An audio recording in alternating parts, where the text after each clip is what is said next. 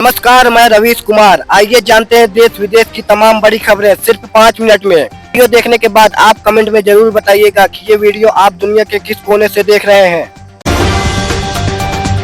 SDM के पहुंचते वकीलों का हंगामा, एसडीएम कक्ष से बाहर विरोध जताते अधिवक्ता। कुड़ाव तहसील में शुक्रवार को सभागार में जन सुनवाई करने पहुंची एसडीएम आकांक्षा सिंह को देखकर वकीलों ने शुरू किया हंगामा। विरोध में नारेबाजी की और बाहर से सभागार कक्ष का दरवाजा बंद कर दिया। वकीलों का आक्रोश देखकर लगभग आधे घंटे के बाद ही उप जिलाधिकारी कक्ष से बाहर निकलकर वहां से चली गई। एसडीएम पर मनमानी कार्यालय का आरोप लगाकर तहसील के अधिवक्ता बीते 5 दिनों से सोमवार से ही हड़ताल कर रहे हैं। संगम स्नान को आ रहे थे श्रद्धालुओं से भारी गाड़ी पलटी, जिसमें से 18 घायल, एक की हालत नाजुक। पुलिस अफसरों ने घायलों से की बात। परेड मैदान के पास हादसे में घायल लोगों का इलाज करते डॉक्टर। महापुर के टीकमगढ़ से 25 लोग गुरुवार देर रात करीब 12 बजे संगम स्नान के लिए पिकअप से सवार होकर निकले। सभी को संगम स्नान के बाद बड़े बंधुआ स्थित लेटे हनुमान मंदिर पर दर्शन करना था। खबर पाकर संगम पुलिस चौकी से पुलिस कर्मी भी आए थे। किसानों को वैज्ञानिक खेती और पशुपालन के लिए किया गया प्रोत्साहित। मुख्य अतिथि सहायक निदेशक राजकुमार सिंह द्वारा दीप प्रज्वलन के साथ कार्यक्रम शुभक्रम करते हुए, जिसमें से किसानों खरीफ फसलों की वैज्ञानिक विधि से खेती कर रहे हैं। वैज्ञानिक फसल बेहतर करने के लिए सब्जी को बेहतर उपजाऊ करने के तरीके और वर्षा बेहतर कोशिश कर रहे हैं।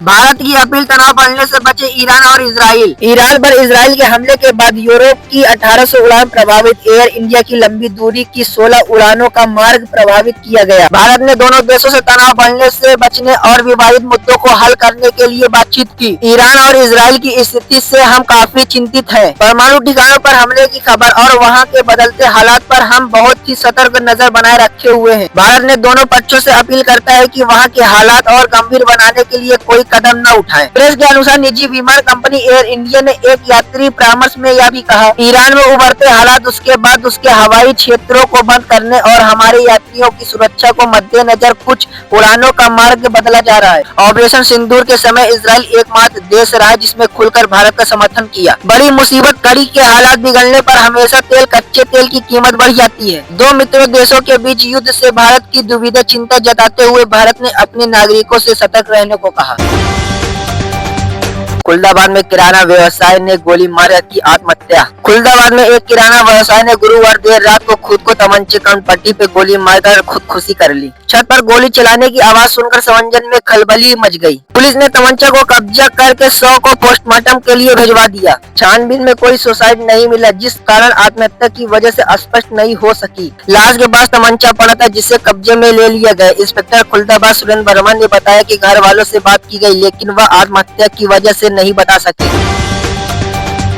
योगी जी का बड़ा फैसला, सरकार को बेरोजगार की बैंक को मुनाफे की चिंता। योजना में अनुदान के लिए भटक रहे कारोबारी। 5 लाख रुपए का अनुदान बैंक को मिल जाता है तो उसे 20 लाख की जगह 15 लाख रुपए की राशि चुकानी होती है। इतने ही राशि पर ब्याज देना होता है। 14 अप्रैल को 5 लाख रुपए के श्रेणी के लिए आवेदन किया था। 15 मई को उनका लोन स्वीकार हो गया और बैंक ने उस पर अनुदान भी ले लिया, लेकिन उनको अब तक श्रेणी जारी नहीं किया गया।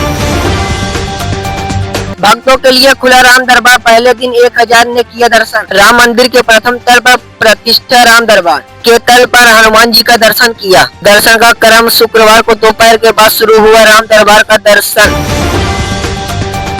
लाख बक्स मिली ड्रीम लाइनर की हर उड़ान से पूर्वत होगी जांच। अहमदाबाद एयर इंडिया को गुरुवार दुर्घटना हुए बोइंग 787 ड्रीम लाइनर विमान का ब्लैक बक्स मिल गया। इसके विश्लेषण से दुर्घटना के कारणों को पता लगाया जा सकता है। प्रधानमंत्री मोदी ने शुक्रवार सुबह अहमदाबाद पहुंचकर दुर्घटना स्थल का निरीक्षण किया। बाद में उन्होंने सिविल लाइन अस्पताल में हादसे के एकमात्र जीवित बचे विश्वास कुमार को रमेश को हालचाल जानकर और हादसे के बारे में जानने का प्रयास किया।